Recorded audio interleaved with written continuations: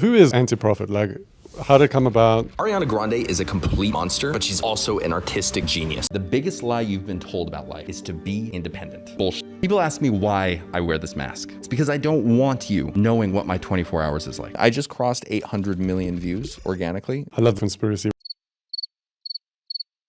What do you think about that as like from a social phenomenon? It's terrible. We're going to go down the rabbit hole. I think too many brands are scared of being polarizing. Influencers will be worth next to nothing. That has to do with the hook at the beginning of the video. Namaste. Namaste.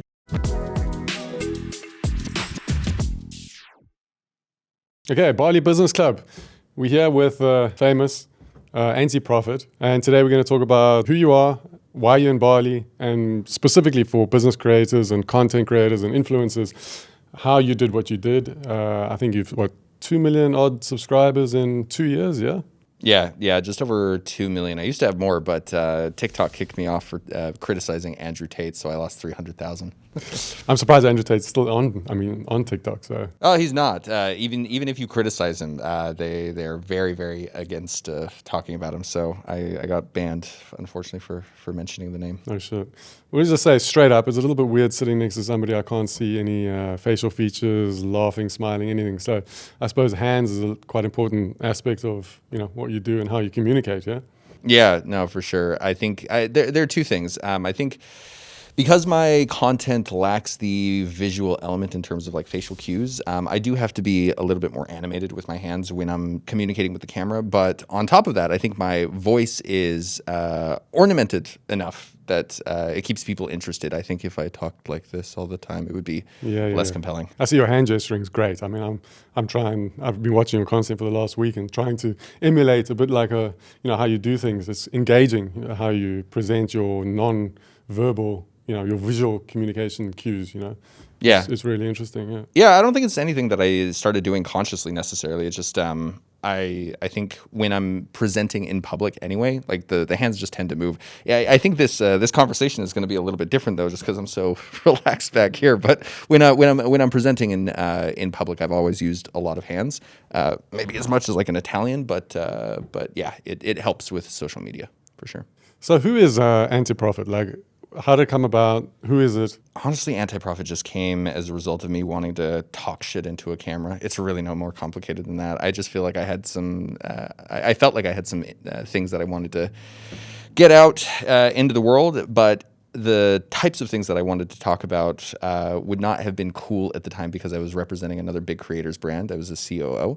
And as a result of that, I needed to come up with a way to post anonymously, hence the mask that you see right now. And then I did a little bit of A/B testing at the beginning as well, where I posted without the mask, same exact video, same shot, same script, everything, no mask, and then did the exact same thing with the mask. And when I would post without the mask, I would get like 200 views. And then when I would post with the mask, I would get around 11,000 views. I think what the mask does for me that someone's like regular face wouldn't do is when you're scrolling across your social media feed and you come across this rather than like the 50th just regular human face, you stop on this because you think to yourself, what the hell is that?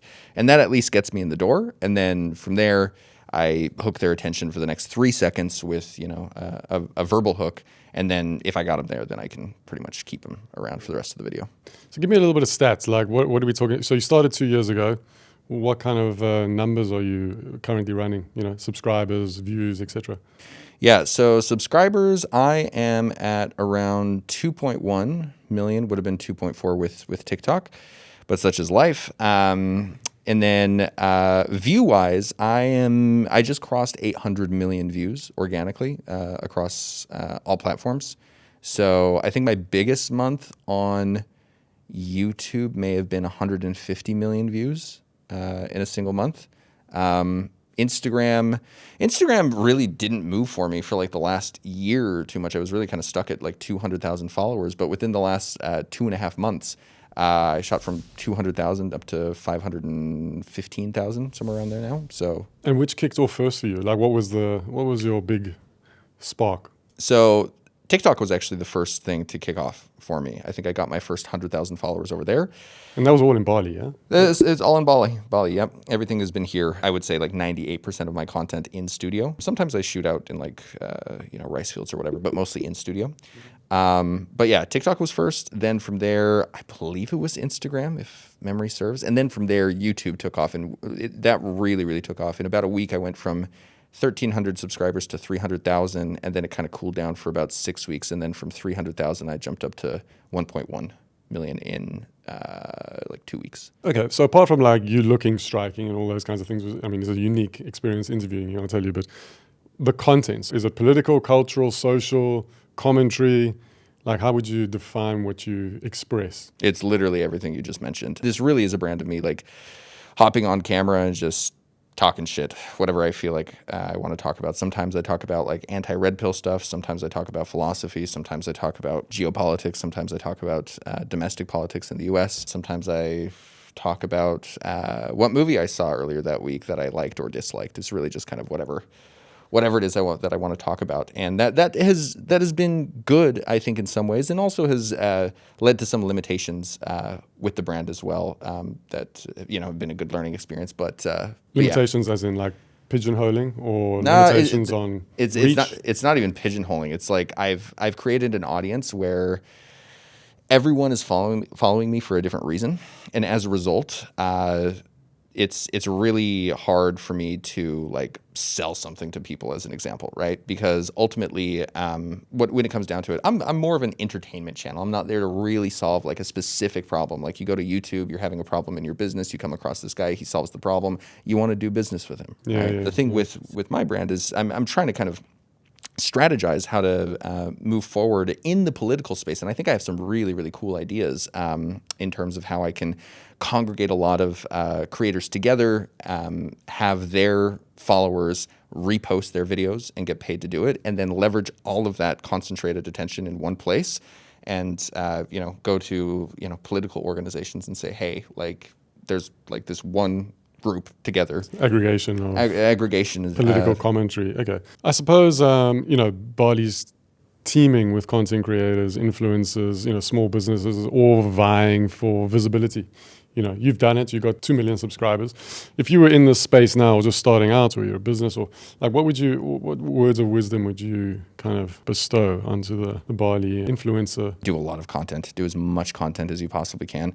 There are people who are really worried about doing content because like they're worried it's going to be wrong, or it's like not going to represent their business like correctly or effectively. And as a result, they're posting like 2 or 3 times a week, or they're posting 7 times a week and thinking that's a lot. Like you really need to be like creating at minimum like 14 videos per platform per week. And again, it can be the same 14 videos that you post across all platforms. So just 14 videos. But the people who are posting once a day on Instagram, by the end of a given month, they're going to end up having like 30 pieces of data to learn from.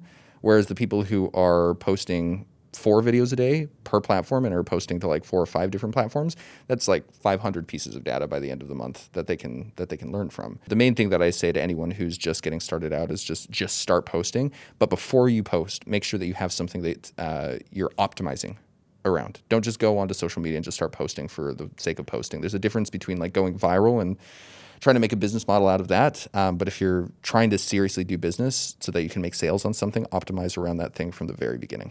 Optimize around that like USP or concept or product, or around product. Product. Okay. Yeah. I mean, I know from looking at what you've done, a lot of your kind of content is very polarizing. There's a couple of contentious hot topics, etc. How do you? That's not really accessible or possible for like a brand coffee house down the road. Like, how would you kind of join those two concepts, really, what you do to what they do? Where's the touch points, if there are even any? Yeah, no, I think there absolutely are. I think too many brands are scared of being polarizing and really in your face with their marketing, and it's much to their detriment. And most of the time it is if they're starting a new business and they're afraid to go in that direction, it will usually mean the end of their business. I mean, think about how many businesses here in Bali, whether they're restaurants or otherwise, that open up and close within 4 or 5 months. And the only thing that they would need in order to make sure that that doesn't happen is to have like a really aggressive, polarizing kind of contentious social media marketing campaign. And there are a million ways that you can do that,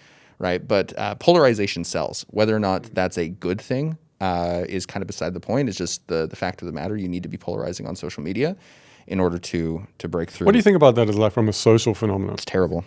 It's terrible. Yeah, 100%. Okay.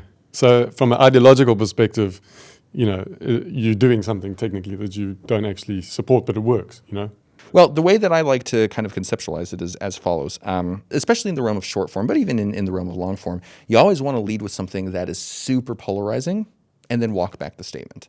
The example that I always sort of gravitate towards is I had this video a couple of years ago where the title of the video and the first words out of my mouth in the video are "Women are full of shit." Women are full of shit, which is very polarizing. But immediately after no wonder you wear the mask. Yeah, exactly. But immediately after that, I say, but the thing that we need to keep in mind is that men are equally as full of shit. However, before you crucify me, let me also say men are just as full of shit as women. The problem isn't that we're all full of shit here. And the point of that video is to basically say that like ultimately like society only works when like men and women work together and one is not putting down the other. So it's just easier if we go into the conversation being like, okay, I'm just as much like full of shit as the other person. Because it makes society work better. Now, if I would have started that conversation, started that video by saying men and women need to work together. It's not going anywhere. It's not going anywhere. But if I start with saying women are full of shit, then all of a sudden people are either angry or, and this is not good, but people are like, oh yeah, I totally agree. But regardless of whether or not they agree with me or disagree with me, they'll stick around for the next 3 seconds where they can get to the core of my message, which is a little bit healthier. So I think in the realm of like business space where you're not really talking about like societal issues or whatever, start with something polarizing, but then walk back the statement. Maybe give some examples. Like what would that look like? So say you're a bar or, social content guy doing travel kind of episodes. Like what are some examples that would work? Because in politics it works really well. We're really effectively like and also social commentary, Andrew Tate, you got Tucker Carlson, you got this.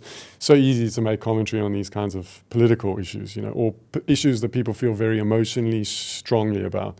If it's not something very emotive, how do you do it? Yeah, there's a good example of this. There's this guy on social media, his name escapes me, but he's this Asian guy who owns a sign shop.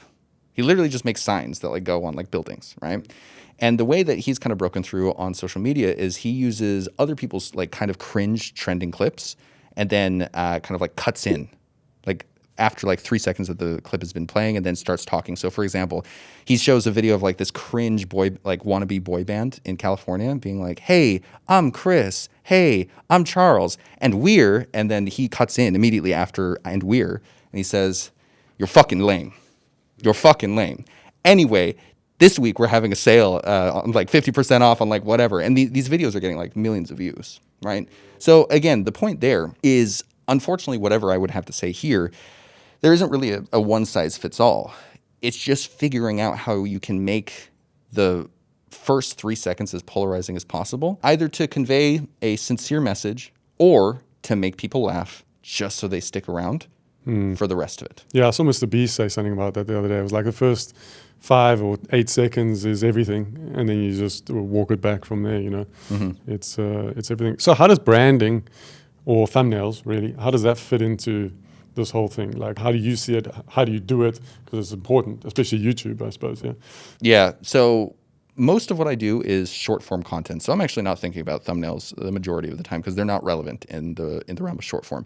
If you're playing the long form game, then thumbnails are actually like thumbnails and title are like 50% of the game. That's where 50% of your energy should be going into when you're creating a video. It shouldn't be like 50% thumbnail, title, 20% your hook, another like 10% on like the actual body of like what it is that you're talking, and then 20% on your outro. Which is like the complete opposite of what most people think. Most people think that like 50% needs to go into like what it is that you're talking about, but then they don't think about the intro, they don't think about the packaging, they don't think about the outro, and then they wonder why the video doesn't do well. It's just we all have collective ADHD, and we need to be seduced within like the first like 3 to 5 seconds to stick around. Yep. And again, that has to do with the hook at the beginning of the video, and it has to do with the packaging. We have to look at a video and think to ourselves, hey, I want to click on that, which is all thumbnail and title. The way that I'm doing those at this point, specifically thumbnails, is there's a great platform by the name of Pixels, Pixels. We'll put the link below, yeah? Yeah, go to my affiliate link. Oh, yeah. Really, really great resource. It's the best thing for thumbnail editing. I won't go too much into it because I think it would be boring for your viewers. But if you guys need thumbnails, stop hiring thumbnail designers. Just use pixels. Okay, good to know. What do you think is most appropriate for who? Like, I suppose it's quite nuanced and it's up to the creator, really. But you obviously short form, all about short form. What do you see the main differences being, and main audience differences being, in how you could get more traction in one way or the other? I think for most business owners, since I think that's the majority of the people watching this are business owners, I think you actually need a little bit of both. You are going to use short form content in order to get you the reach, and all of that reach is then going to funnel in the direction of your long form content. If you just do long form content by itself, you'll be kind of spinning your gears for a while, unless you're putting out a lot of long form content and you're trying to learn as fast as possible, right? With short form and long form put together, you kind of get the best of both worlds. And as a result, I think you kind of got to do a little bit of both. I see 2 of your videos. I think it was obviously shorts, got like over 40 million. Mm-hmm. Which were those pieces, and why do you think it happened? And if you had to replicate that model, why would you say it did happen? Oh man, we're going to go down the rabbit hole. I'll give you the regular non-conspiracy theory answer, and then I'll give you the I love the conspiracy one. Yeah, the schizophrenic answer. Both sound exciting. Yeah, great. So the first thing, just what the videos were about. The first one that really popped up was this video where there was this kid, I think it was in London, if I recall, or maybe it was the US, I don't remember, but he was taking a selfie and someone had been stabbed behind him and was dead. They were at a Starbucks, and he was saying, bro, this guy just died, bro. He just got stabbed, bro. And he like really, really went viral on TikTok. Could have built a personal brand out of it if he wanted to, but he just, it was too dumb to do. And not dumb, I don't think he should have done it in the first place, right? But the point of my video was that, we've gotten to this place in society where someone like that could build a personal brand off of that if they wanted to, because of the amount of attention a video like that garners. However, the problem there is that when everyone sees that, they immediately blame the algorithm for, being the type of machine learning. Yeah, it's like, hey, why is this algorithm like putting this in front of us? It's like trying to control us. It's trying to make us sad. But ultimately, the thing that we need to keep in mind is that the algorithm is really just a reflection of who we are and what our interests are. So the real question to ask is not, why is the algorithm putting this in front of me? Why is the algorithm identifying me as someone who will watch this video, and why am I watching this video right now? Oh, it's a mirror unto themselves. Yes, exactly. Namaste. Yeah, namaste, exactly. So that was the video that first popped off, and then everyone who saw that was like, who is this guy? And then I had another video called Why I Wear the Mask. They hopped over to that one, and that was the next one that got like 40 million or so. So how deep into your whole experience was this? This was 5 months. Yeah. Okay. So how much traction were you getting before? Like basically on YouTube, none at all. This really popped off on YouTube, those 2 specific videos. When I first started Anti-Profit, and remind me to get back to the conspiracy theory answer because it's a good one. When I first got started with Anti-Profit, I didn't really know what I wanted to do. And as a result of that, on TikTok, I decided I would make violin videos because I'm a violinist. That's like what I do by trade. Oh, wow. I was also a violinist. Oh, really? Oh, that's cool. Family of violinists, actually. Oh, nice. Yeah. Well, we should play together sometime. I haven't done it in many years, but it's a really difficult instrument to master. For sure. I'm sure you know. For sure, yeah. So, like I said, I was like, okay, maybe I could do some violin stuff. And then on YouTube, I originally started doing like really offensive satirical skits. And then on Instagram, I was doing more of what it is that I do now. So I did that for about a month or so. TikTok, I got like 80 followers as a result of like 100 videos. It was bad. It was really bad. So I was like, hey, this isn't working. The satirical skits, I ended up getting like 300 followers, but I didn't like doing it. I felt gross by the end of the month because I just had to get more and more extreme. And I was like, this is stupid. I hate this. So satirical in what way? Like I don't even want to say, man. Like it's just offensive. They're not even satirical, just offensive skits. Like it wasn't cool. Anyway, by the end of that month, I had one video pop off on all 3 of the platforms, and it was on Instagram. I was giving like life advice or something. I don't even remember what the video was about. But I saw that, and I was like, okay, well, I'll just go in the direction of which the data is telling me to go. So I'll go in the direction of just doing talking head stuff. And then I started putting that content on all the other platforms. TikTok was very forgiving when it came to the switch in content. YouTube was not. because I had those 300 followers at the beginning and they were all there for satirical skits, they were very confused when I started giving like heartfelt life advice, right? And as a result of that, because YouTube is still stuck in this mindset. I hope that they change within the next couple of years. But right now, YouTube still shows your new content to a small seed audience of people who interact with you or follow you. And depending on how that piece of content performs there, they then decide to show it to more people. Instagram and TikTok have moved out of that direction. The algorithm does most of the heavy lifting in terms of like figuring out who will resonate best with your content. But because I had built out these offensive skit audience, like for 5 months, I went from like 300 followers to like 1,300 followers, just because I had the wrong seed audience. You set a precedent, and then you can't go back on it. Yeah, yeah, and you can, but yeah, like I just ignored YouTube for 5 months, really. Oh, wow. So, you think it would have been worth starting a new channel? Or I mean, it could have, but it ended up working, so who cares? I think I would have blown up faster on YouTube had I started a new channel, though. That's for certain. Okay. Getting back to the conspiracy theory. Again, this is woo-woo. I have no way of proving this. However, I don't think that my growth on YouTube was normal. It blew up so quickly at the beginning. It didn't feel organic, and I didn't pay for ads or anything. So I was worried that someone that didn't like me like bought me a bunch of like bot followers in order to like ruin my analytics. That's how quickly this happened. Quickly as in what? Are we talking a month? Like a week, from like 1,300 to 300,000.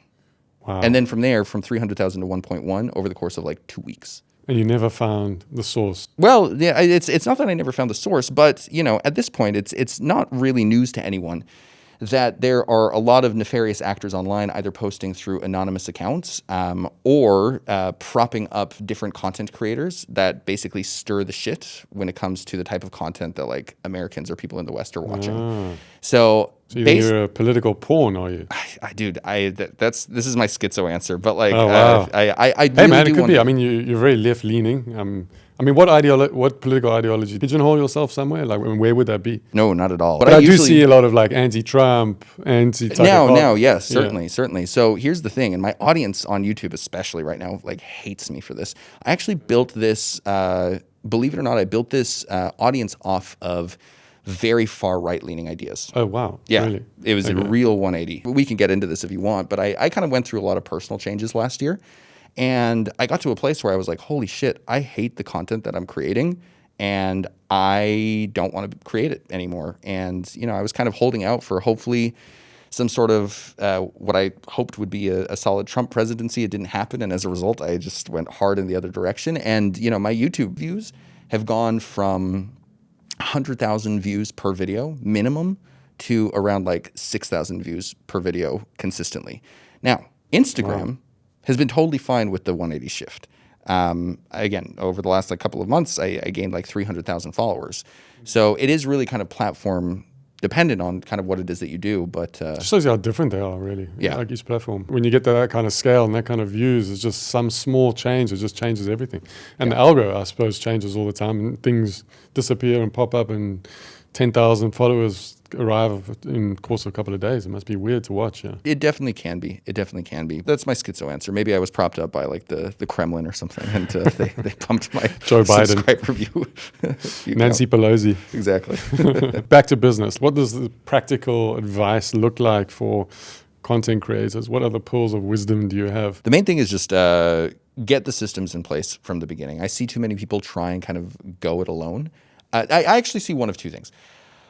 I see people try and go it alone as solo creators, and they end up burning out really, really fast because nobody has the like tenacity. I mean, they do sometimes, and like more power to them. I don't, but a lot of people try and go it alone, script all of their videos themselves, edit all of their videos themselves, post all of their videos themselves, comment back on people's comments, write DMs or whatever. It's a miserable grind if you're stuck in that realm of things. I know 20 influencers who are stuck in that loop. Yeah, exactly. Yeah. So how do you get out of it? Because this is really good advice. Well, you build the systems right from the beginning. Yeah, so what does that actually mean? What does that look like? Where I was coming from when I started this is I had been managing a 15-person team on a major content creator's channel, right? So I already deeply... So you had a position. I had a position, yeah. I was working as a COO for a major YouTuber. Wow. Okay, good. I already knew what the systems were. You tell us who it was? Or? I usually can, but since we're doing a Bali podcast, I'm not going to, because like I just try not to. I went in knowing what I needed to build out, and more importantly, I went went into anti-profit knowing what I didn't want to do.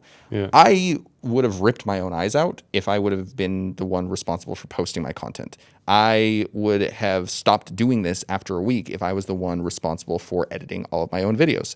So right from the beginning, I was like, I need an editor and I need a social media manager. Now, luckily, those two things are very cost-effective, not difficult. Readily available. Readily available. Exactly. I hired both of those people, and as a result, my job was to show up and be interesting for 45 minutes on camera every single week and focus on the part of the business that I actually really, really loved. So that's what solo creators are generally doing. In the realm of people who have a lot of money and actually are looking to build out systems, they usually optimize around building out the wrong systems, right? Because again, most people are going into content creation focusing on how do we provide the most value possible by focusing in on the actual content of what it is that we're talking about. Whereas they need to be focusing on the packaging first and foremost and giving people what it is that they think they want and then giving them a little bit of what they know they need to be wanting. But most people want to go in being I'm really good at business. I know exactly what I'm talking about. I just need to put the information out there and it'll do what it needs to do. But again, they neglect the 50% of the process that's the most important. So building out the systems that you need from the beginning around thumbnails, around titles, around having efficient workflows with your editors so that things are just repeatable and you know that for example, Monday is your sacred day for filming content and then the rest of the week it's just all taken care of and the systems go and there's no management necessary. That's kind of where I see larger organizations kind of fall apart and either build out the wrong systems themselves internally or just defer to a very, very expensive agency that doesn't even do a good job. So large organizations, as in a brand of not smaller influencers. Smaller influencers, you're just saying put some resources in place, put a couple of SOPs in place, personal SOPs that you can just follow, give it to this designer, this editor, and just do what you love, really. Yeah. So that you can scale more rapidly. Yeah, I would say that businesses with more than, I would say 5 or 10 people or something when they start to think about organic content, and they're not just coming at organic content from a solo creator perspective. Those are mostly the people that I'm talking about. The businesses can go up from 5 people to 10 people to 50 people. That's kind of the main mistake that I see on that end of the spectrum. Where do you see AI taking this industry in the next decade, or next 5 years? Influencers will be worth next to nothing. Brands are going to start building out their own influencers in-house so that they can get their organic traffic for free rather than having to partner with people.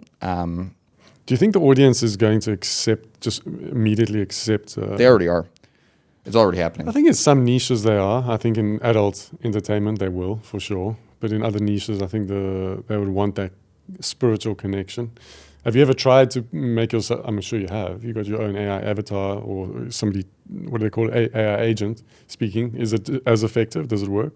Yeah, it sounds exactly like me. I have to put some input into what it is that I think about a topic. But that takes me about 30, 40 seconds per topic. And the rest of the heavy lifting with the writing is taken care of for me. But I think very, very soon, you're correct about the adult industry. Something just came to mind. I just made a video about this last week, actually. I came across this random, and again, we're getting to what the algorithm is showing me and what this means about me. But I came across an influencer where there was this AI influencer girl who had 3 boobs. And she has 300,000 followers. And on top of that, she's pushing out political content. She's reacting to videos of Zelensky and Trump in the Oval Office, getting in that fight or whatever. So again, we're getting back to very strange ways of disseminating certain pieces of political propaganda or whatever. But that's again, she's very scantily clad in these videos, in these pictures. So that is definitely true for the adult industry. However, already on TikTok Shop, in the e-com sector, you have these little AI avatars talking about, it's just a girl in the bottom right-hand corner talking about how she's married to a Dubai prince and every summer he sends her to, the Maldives, and every time he's there or she's there, he always buys her the best skincare products. And, the best one is Obvi Collagenic Elite. And then it's just an ad for Obvi Collagenic Elite, and the video itself is making $100,000 or so. So it's already being done in that realm of things. And I think that specifically, the insight there is that when you open a video like that, it takes about 5 seconds to realize that this girl is AI, but you keep watching because you don't really care if it's real. You're consuming it in the same way that you would consume a fantasy novel. Like, you're just there to kind of be lied to for a minute and to like experience the fantasy. And as long as the information is interesting enough, like you'll continue watching. It's like people are starting to have relationships with information rather than the people actually communicating the information at this point. And I think if that continues to be the trend, AI influencers are going to... I mean, just the scale of media that they can create is just going to be mind-blowing. Just at such volume, you know. Yeah, interesting next 5 years, 5, 10, 20 years it's going to be, I think. I'll say one more thing, too, and this is something that I've been... I'm maybe going to partner with a business to kind of build out inside of their own brand, but this particular brand does a lot of influencer deals, like thousands per year kind of thing. And what I thought might be interesting is... if this brand could build out the systems in-house to create AI-generated clones of the influencers that they're partnering with, you know, most of the time these brands want to pay out affiliate commissions, and that's it. They don't want to pay like the flat creator fee. And if they're able to build out this stuff in-house, maybe they can go to these influencers and say, hey, look, we're not going to pay you the flat like fee per video. Is there to like compensate you for your time, but we'll pay you some sort of licensing deal where we can license your likeness. We'll post the content on our page. The best performing pieces of content you'll post on your page. And with every video that goes out, you'll make an affiliate commission. So instead of paying like, you know, 20 million, we're here in Bali. So let's say 20 million per video or $1,200 per video, you're paying them like $4,000, $10,000 a month, but you're getting like 200 videos out of it. You know what I mean? Yeah. And it's on success, so it's a better model. All right, well, I think opportunity for you to plug what you're doing, because I know you're not only doing this, you're in the content creator service sector. So if you had to have a cheat code for our audience, what would it be? What are those couple of little nuggets, and then maybe just explain what you've been doing and how you've been helping creators, businesses, etc. Yeah. Honestly, I think the nuggets are probably the things that we've already covered. Just post a lot. Don't be afraid of leading with controversy, but then walking back the statement inside of the video just to get the traction that you need. Don't be afraid of AI, and don't be attached to your content either. For the love of God, please, like just put it out there. It's just a video. No one's going to remember it in like 2 hours anyway, in like 20 minutes. Like if it's a piece of short form, no one's going to remember your piece of short form after 20 minutes after having watched it. Right? Yeah, that's another big influencer trap. Yeah. Falling in love with your content and then just so emotionally invested in the comments and the results and the emotional is up and down as much as the algorithm is, you know, it's crazy. Yeah, well, analytics. I understand why. Ultimately, like people sharing their opinions about us, the way that we used to interface with that as human beings, has been developed over the last like couple of millions of years in person. Yeah, I get it, but it's it's damaging. Yeah, and like even if it's on a screen, it doesn't matter. Like looking at it, you're like, wow, this feels like this person is here in person saying this to my face. This sucks. I don't even read comments anymore. If I did, I would be floating in the ocean and have never returned. Who says that a lot? Joe Rogan says that a lot. Don't even read the comments. Don't read the comments. So anyway, those are probably the nuggets. And then in terms of what it is that I'm doing, I am working with founders to help them create 150 videos for social media every single week in less than 2 hours of their time. So if that's something that you want, hit me up. Go to anti.profit on Instagram and send me the word founder to my DMs. We'll put the links below. Any other links you want to put there? No, that's kind of the main one. That's the main project that I'm focusing on at the moment. So okay, so hit him up. Any comments or opinions or any ideas for our next podcast or guests, just let us know. Otherwise, I really appreciate it. Thank you.